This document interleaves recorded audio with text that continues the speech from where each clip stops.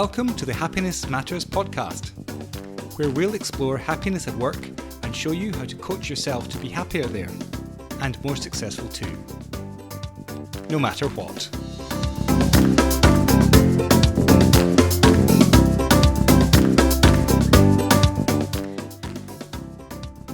Hello, here I am, Julia Seal, your coach and your host on our Happiness Matters coaching journey. Today we're tackling your questions around work-life balance, the great divide.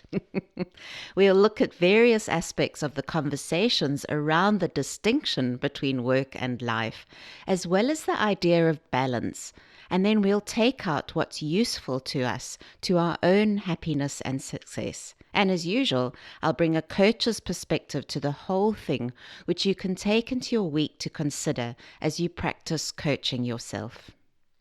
Last week, I covered 3 big queries that I've received from you over these last few months of Series 1. We touched on establishing a basic meditation practice, what I like to call a sitting or breathing practice. I gave you some quick hacks on how to remind yourself to coach yourself throughout the day, and we spent a bit more time considering our shameful emotional immaturity. I'm sure you enjoyed the realization that we have pockets of emotional maturity in all our lives, no matter that we're successful professional women already. The question is, how ready are you to do something about this unskilled area of your life? Remember, if you do want to coach with me individually, if you've got a question about deepening the coaching we're doing here on the podcast, and you want to explore happiness and success in your midlife, please go to Coach with Julia at Happiness-Matters.coach, where you can book a free insight session to see how we might coach together. And of course, if you're up for the 8-week Coaching Relationships Research Project, submit your details at this link too, because I'm taking bookings right now. So what is the work-life divide? What is the debate all about? Pretty much what it's referring to is the distinction between working life and everything else. So professional life as separate from personal life and family life. We probably think about it most in terms of work-life balance, a term that originated in the UK in the 1970s. But for now, I just want to look at the divide between these dimensions of our life, and then let's have a look at the idea of balance between them. Do you remember in previous episodes, I introduced Welsh textile manufacturer Robert Owen?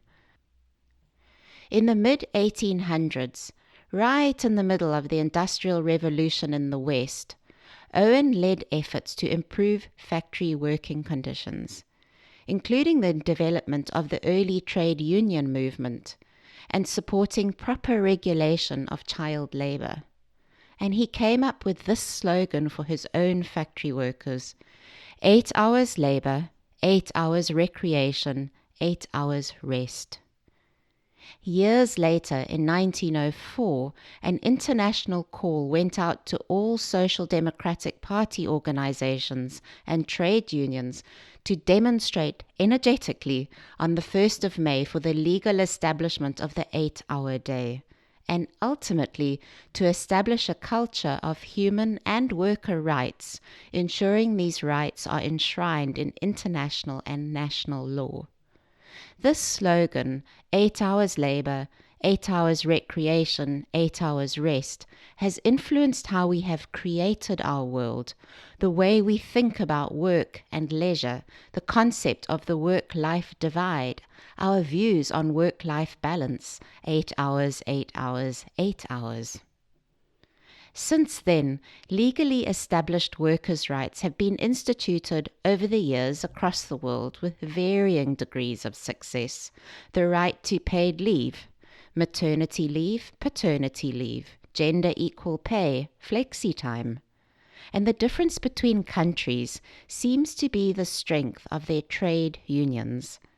Those countries with weaker trade unions have less policies, less legally established workers' rights, and these rights have created the boundaries where life is seen as distinct from work. Now, this distinction has protected personal life and family life from encroaching work demands.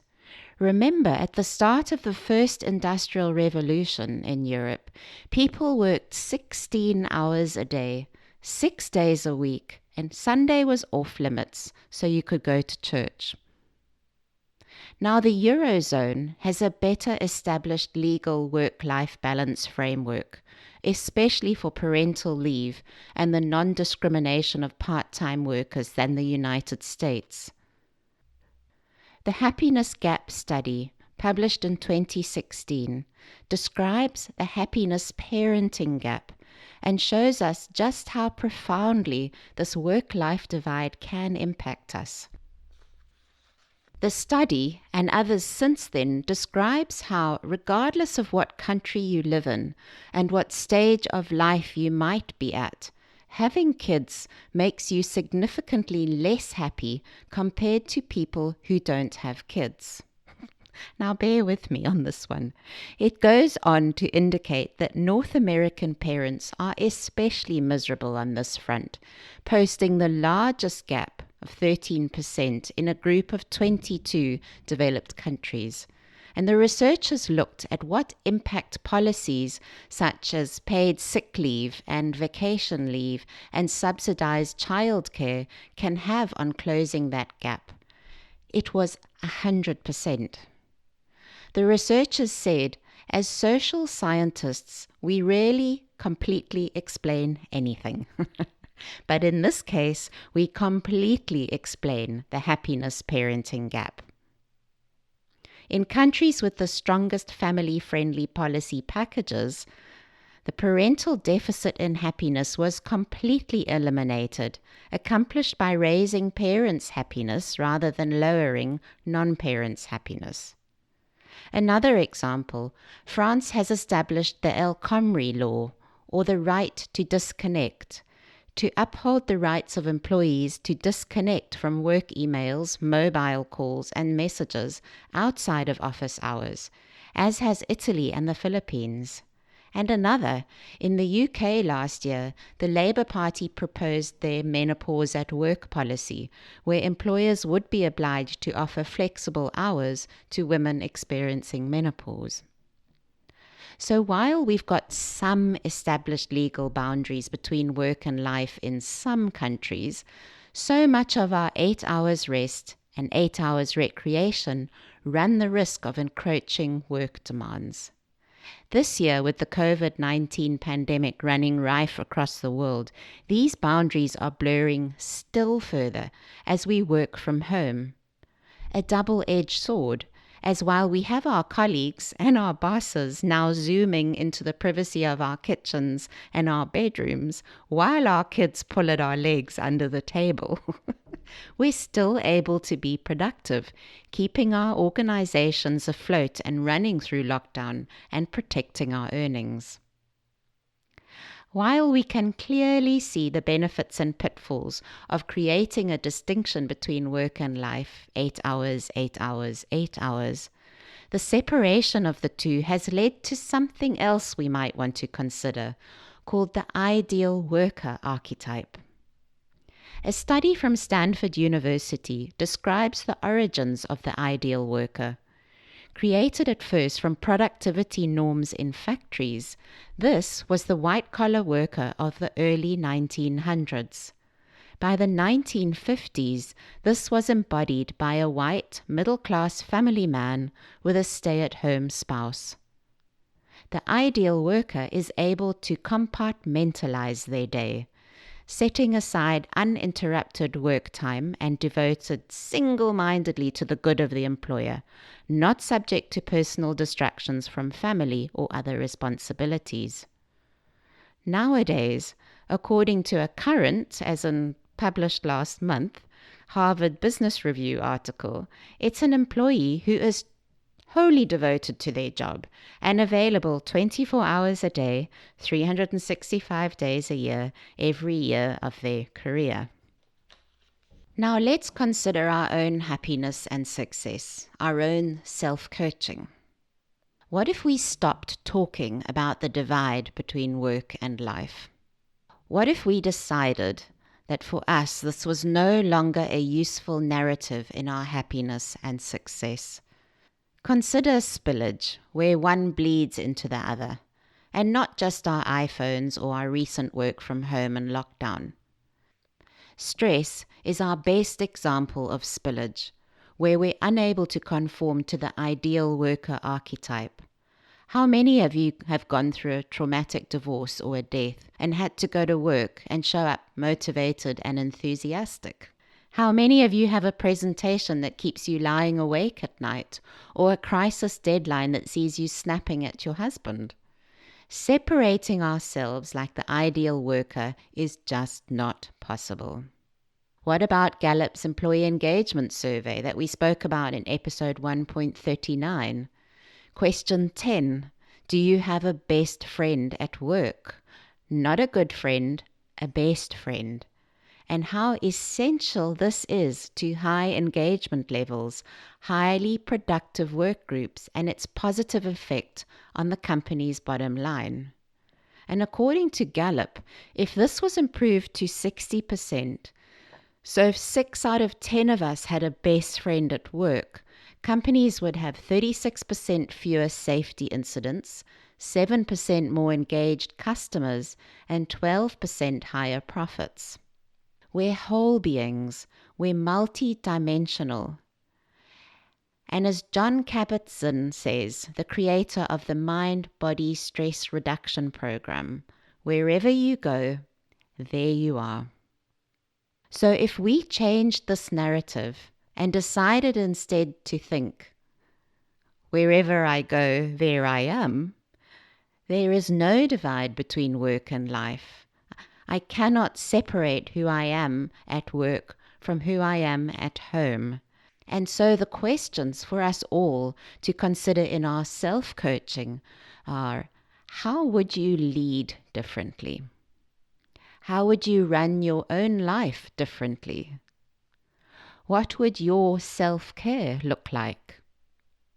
How would you manage your screen time, your emails, calls from your boss, and requests from your team? And particularly for many of us, what conversations would you need to have with your workplace and your family?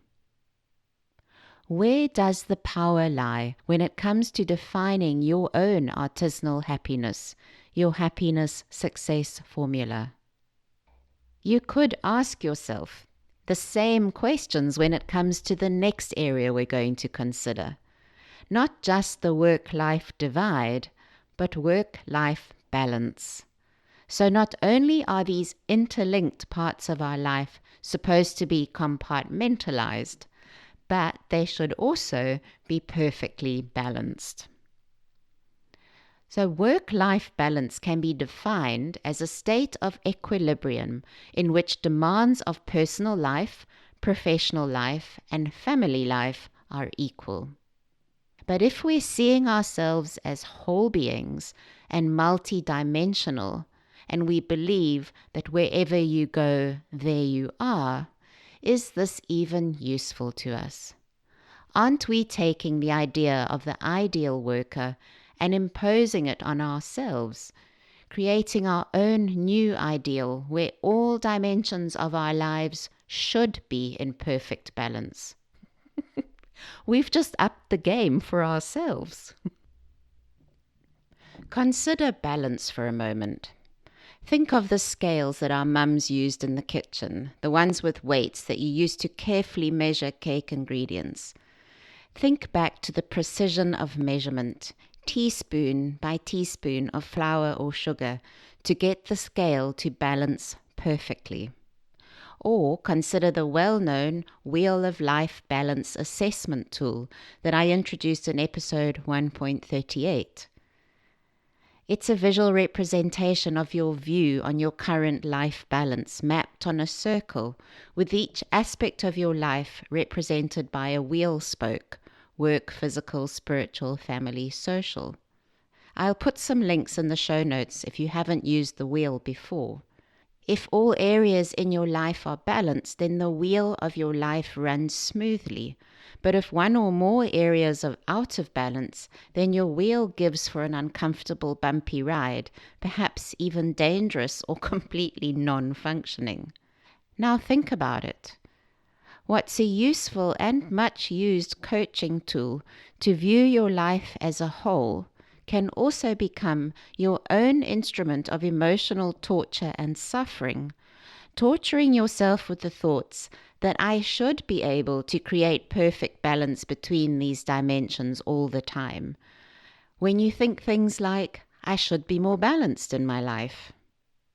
Now, what does this remind you of? Superwoman. Are you trying to be Superwoman? Are you defining your success as balanced, as successfully juggling everything? Is your happiness linked to how perfectly your scale balances and how well your wheel turns?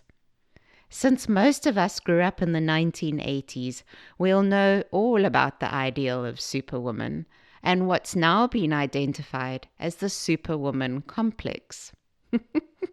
Superwoman is the ideal woman, the wife, mother, and career woman who runs an efficient and organized home, is an attentive, loving mother, and a successful professional leader. How much of your messaging as a girl, as a young woman, was influenced by Shirley Conran's 1975 book, Superwoman, and how we should be doing housework? I most definitely was. The Superwoman book used to lie on my mum's table. Cosmopolitan magazine and Marvel Comics Wonder Woman, especially Linda Carter as Wonder Woman. I mean, come on.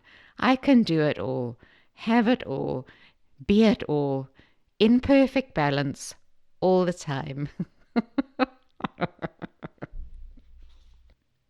At least nowadays, there are much, much better role models and better narratives to try on for young women and for us.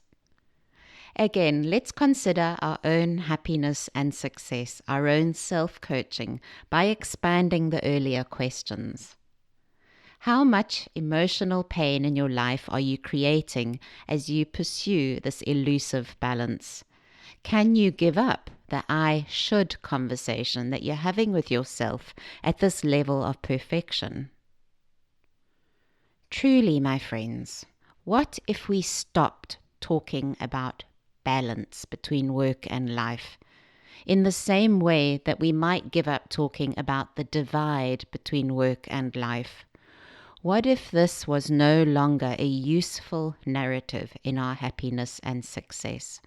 Instead, what if there was no balance, but unbalance? What if you chose to be unbalanced across the dimensions of your wheel of life? So instead of aiming for perfect balance across the wheel all the time, if this is what you set yourself as the goal, what if you decided that unbalance was more suitable at different times of your life, different seasons of the year, that you chose to vary your focus to suit you perfectly, your own artisanal versions of division and balance? Let me give you an example. As a coach and as an individual, I don't aim for perfect balance anymore. Rather, my own happiness success formula is more dynamic and fluid. What it is, though, it's very intentional and purposeful. I think about my life as a whole carefully, and I tend to it carefully. Intentional, purposeful, crafted, and artisanal. So, I divide my year according to my coaching calendar. I coach you in blocks of 108 days, so you spend 108 days with me transforming an area of your midlife.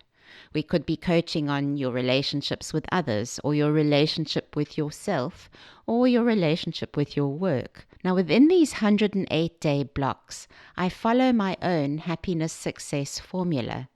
Perhaps for 108 days, I'm adapting my eating for my dropping hormonal levels to shed some pesky menopause pounds. A few of those. Perhaps for 108 days, I'm strengthening my long-distance friendships. Or perhaps for 108 days, I'm practicing doing live video feeds for you. So my attention goes to this focus area, taking old automatic think, feel, act patterns out of my primitive brain and putting them into my prefrontal cortex, considering them, choosing what to keep and what to change, and then establishing new, more helpful thoughts, feelings, and actions until my brain establishes the new normal and puts them back into my automatic brain. So habits. It's all very intentional and purposeful evolution, just like it is to coach with me. The other areas of my life are not in such intense focus over these times. I let my automatic brain run these think, feel, act patterns as habits and rituals. I've created them previously, and I don't need to give them so much attention. So my current yoga practice or meditation, dog walking, and writing practices are easy and enjoyable. So if you were to choose your own version of division and balance in your life, what might it look like? Your own happiness success formula, your own artisanal happiness. If you threw out the old narratives of how life should fit into 888 boxes, how we should be at work, at home, at play, at rest, how balanced we should be, at the very least, you'd be unbalanced in midlife. How exciting! You'd be dynamic and stimulated. Crafting your life in midlife is such an adventure. Now is the time that we get to be idiosyncratic. We get to be eclectic, our very own versions of ourselves. How much fun! I hope you enjoyed today. Thank you for joining me. I'm going to end today with the hilarious poem from British poet Jenny Joseph called Warning. When I'm an old woman, I shall wear purple, with a red hat which doesn't go and doesn't suit me. And I shall spend my pension on brandy and summer gloves and satin sandals and say that we have no money for butter. I shall sit down on the pavement when I'm tired and gobble up samples in shops and press alarm bells and run my stick along the public railings and make up for the sobriety of my youth. I shall go out in my slippers in the rain and pick flowers in other people's gardens and learn to spit. Not during COVID. You might be arrested. You can wear terrible shirts and grow more fat and eat 3 pounds of sausages at a go, or only bread and pickle for a week, and hoard pens and pencils and beer mats and things in boxes. But now we must have clothes that keep us dry and pay our rent and not swear in the street and set a good example for the children. We must have friends to dinner and read the papers. But maybe I ought to practice a little now, so people who know me are not too shocked and surprised when suddenly I'm old and start to wear purple. So much fun. May you be happy, may you be free. There is no better time to do this coaching together.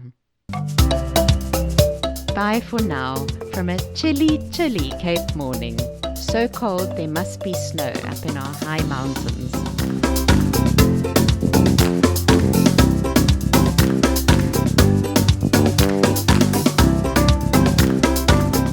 Thanks for joining us on this Happiness Matters podcast.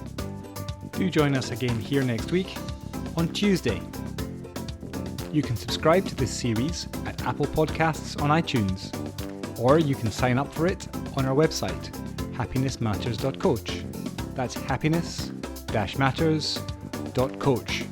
COACH.